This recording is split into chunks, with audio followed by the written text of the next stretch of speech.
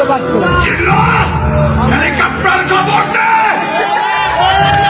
রুবেল ভাই, কাজী হায়াত, তারপরে ইকবাল, তারপরে আলেকজান্ডার ব্র, এই যে কয়েকজন ব্যক্তি আছে, আমি সম্মানের সাথে বলছি, জলে আগুন বুকেতে দে আগুন দে নিবাইয়া দে দে দে দে বেড়া বেড়া লাগাইয়া দিমু সবকিছু সিস্টেমে ফালাইয়া দিমু। হ্যালো এভরিওয়ান, আসসালামু আলাইকুম। আশা করি সবাই ভালো আছেন, সুস্থ আছেন।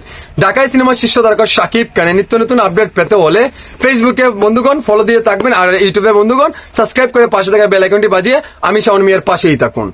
কথা হচ্ছে, বরবাদ সিনেমার সফলতা অনেক হাইপে, কারণ সারা বাংলাদেশকে বরবাদময় করে ফেলেছে। এমনকি দর্শকের 100% রিভিউ 90% ভালো, ঠিক আছে, আর 1% তো খারাপ থাকবে। কিন্তু হ্যাটার্স এগুলা টাকা দিয়ে দেওয়া হয়েছে বা টাকা দিয়ে গেল শাকিব খানের বদনাম ছড়াচ্ছে, এরাই হচ্ছে হ্যাটার্স। 1% থাকবেই, এটা ভালোর সাথে খারাপ না থাকলে কিন্তু জমে না।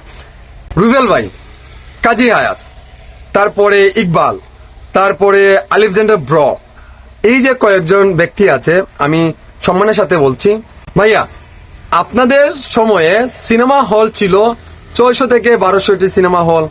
আপনারা সিনেমা একজনের পরে আরেকজনে ভালো করেছেন, এটা আমি খারাপ বলবো না। কিন্তু ভাই, শাকিব খান বাংলার ইন্ডাস্ট্রিতে আছে অনেক দিন ধরে, বা একাই রাজত্ব করে যাচ্ছে, 2 যুগের উপরে শাকিব খান একাই রাজত্ব করে যাচ্ছে। সো আমার কথা হচ্ছে ভাই, আপনাদের শাকিব খান, আপনাদের ইন্ডাস্ট্রি শাকিব খান, আপনারা যদি মনোকন্যতা কোনো সময় হয়ে থাকে বা কোনো একটা বিষয় নিয়ে আপনারা সোশ্যাল মিডিয়াতে আইসা এইগুলো ধরনের কেন হ্যাটার্স কথাবার্তা বলেন, বা আপনি দেখলাম রুবেল ভাইয়ে বলেন, মানে ওনাকে আমার ভালো লাগে, কিন্তু ওনাকে ভালো এখন লাগছে না। কারণ হচ্ছে শাকিব খান ফাঁকা মাঠে গোল দিচ্ছে, মানে এই জিনিসটা কেন ভাই? মানে ফাঁকা মাঠে কোথায়? এখানে তো নায়ক তো অনেকেই আছে, বাপ্পি আছে, সাইমন আছে, নীরব আছে, তারপরে আরো অনেকেই আছে। তারা সিনেমা কেন করছে না? আর তারা সিনেমা দর্শকের কেন দেখছে না? সো এখানে তো ফাঁকা মাঠ না ভাই।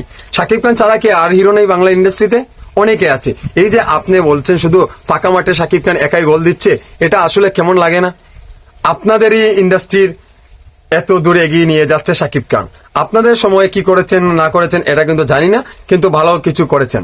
যাই হোক, ভালো কিছু করেছেন বিদায় আজকে এই ইন্ডাস্ট্রির এই অবস্থা।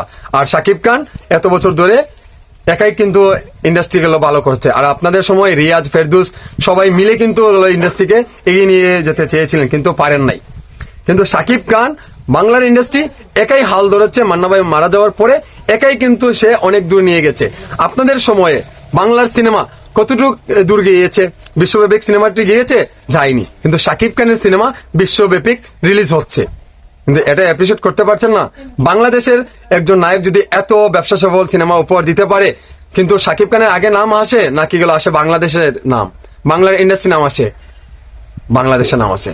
মানে সেন্সার ছাড়পত্র যখন পায় তখনই তো বাংলাদেশটা থাকে না। সো বাংলাদেশের একটি সুনাম অর্জন করছে না শাকিব খান। সো আপনারা এই ধরনের যদি কথাবার্তা বলেন, আপনি যদি বলেন এত এত সিনেমা উপহার দিয়েছেন, বা আপনি কি করেছেন, আপনি ইন্ডাস্ট্রির জন্য কি করেছেন, আমার একটু জানা দরকার, বা আমি একটু বুঝবো। আমি একজন দর্শক হিসাবে আমার রাইট আছে জানার, বা আমার অধিকার আছে। আমি বাংলাদেশের একজন নাগরিক, এই নাগরিকের একটা দায়িত্ব আছে। মানে ভিডিওটা যদি পৌঁছায়, দর্শক আপনারা শেয়ার করবেন আপনারা কি করেছেন। আপনারা ইন্ডাস্ট্রির জন্য যদি অনেক কিছু করে থাকেন, তাহলে ইন্ডাস্ট্রির এই অবস্থা কেন? আপনার কাছে আমার প্রশ্ন। তারপরে আসি ইকবাল। মানে ইকবাল ভাই হচ্ছে গেল শাকিব খানের হাত ধরে ইন্ডাস্ট্রিতে এসেছে, এমনকি প্রযোজক বানিয়েছে শাকিব খান। শাকিব খানের দুধ কলা খাওয়াইয়া কালচা পুষেছিল এই ইকবাল ভাইকে। সো ইকবাল ভাই যে ধরনের কথাবার্তা বলে, শাকিব খান যখনই শাকিব খানের সাথে ছিল তখনই শাকিব খান মেগাস্টার, সুপারস্টার, বাংলাদেশে একটাই মাত্র সুপারস্টার শাকিব খান। কিন্তু এখন শাকিব খানের সাথে নেই, এখন শাকিব খানের দুর্নাম ছড়াচ্ছে, এটাই হচ্ছে বাস্তব। যাই হোক, তারপরে আছে আলেকজান্ডার ব্র। সো আলেকজান্ডার ব্র কম্পেয়ার করে আমাদের মহানায়ক সালমান শাহকে নিয়ে। সো সালমান শাহর মতো আর একটি হিরো আসবে না। আর কথা হচ্ছে, যার যার ক্যাটাগরি অনুযায়ী যার যার অভিনয় এক্সপিরিয়েন্স সবকিছুই দেখিয়ে কিন্তু তার প্রতিভা তার কাজে লাগিয়ে দর্শকের মনে গ্রহণযোগ্য হয়েছে। আপনার ক্যাটাগরির যে অনুযায়ী করেছিলেন, আপনি করেছিলেন আপনার মার্শালা এমনকি ক্যাডি দিয়ে আপনি দর্শকের মন জয় করেছেন। তো শাকিব খানের জায়গা থেকে বেস্ট, আপনি আপনার জায়গা থেকে বেস্ট। তো এখানে আপনি এত চুলকানি মলমের কথাবার্তা বললেন না। তো আপনি যদি এত ভালো সিনেমা উপহার দিতেন তাহলে আপনারাই তো এখন সিনেমা করতে পারতেন। তো আপনারা কেন ছেড়ে দিলেন? তো অশ্লীল সিনেমা দিয়ে ভরপুর করেছিলেন বাংলার ইন্ডাস্ট্রি, নষ্ট করেছেন বাংলার ইতিহাস, বাংলার সামাজিক সিনেমা ধ্বংস করে আজকে আপনারা এই জায়গাতে এসে এখন ইন্টারভিউ, সাক্ষাৎকার, অমুক তমুকে হাটে ঘাটে বাজারে আপনাদের দেখা মিলছে। সো শাকিব খানকে নিয়ে এত নেগেটিভ ধরনের কথাবার্তা বললেন না। দর্শক, আপনাদের কাছে কেমন লাগবে আমার কথাবার্তা আমি জানি না, কিন্তু যেটা সত্য সেটাই আমি বলছি। ভালো লাগলে অবশ্যই আমাকে ভালোবাসা দিবেন, আর যদি ভালোবাসা না দিতে চান স্কিপ করে চলে যান। ভালো থাকবেন।